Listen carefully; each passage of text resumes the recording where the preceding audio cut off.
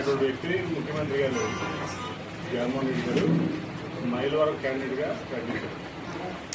ఇవాళ తిరుపతిలో 25,000 నుంచి 30,000 మధ్య మెజార్టీతో గెలవబోతుంది. దానికి ఎటువంటి సమస్య లేదు. ఇవాళ ఇంతవరకు బొమ్మసాల సుబ్బారావు సీట్ వస్తుంది తెలియదు, దేవినమ్మ సీట్ వస్తుంది తెలియదు.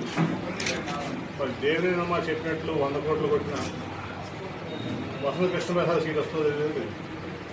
మేము చెప్పలా 100 కోట్లు కొట్టే కృష్ణప్రసాద్ ఎవరు చెప్పారు? దేవినమ్మ చెప్పాడు. దేవినమ్మ ఏం చెప్పాడు? వసంత కృష్ణప్రసాద్ని మైలవరం వీరప్పన అన్నాడా లేదా? అట్లాగే మట్టి తవ్వుకుంటున్నాడు అన్నాడు, బూడిది తవ్వుకుంటున్నాడు అన్నాడు, ఇసుక తవ్వుకుంటున్నాడు అన్నాడు, వందలాది కోట్లు అవినీతి చేశాడు అన్నాడు. అట్లాగే 100 కోట్లు ఈ సంపాదించిన డబ్బుతో 100 కోట్లు తీసుకుని చంద్రబాబు తీసి టికెట్ కొడుతున్నాడు. ఇవాళ అట్లాగే ఇప్పుడు నిజమైంది కదా, అంటే నిజంగా అవినీతి చేసి 100 కోట్లు పెట్టి టికెట్ కొడుకుని మళ్ళీ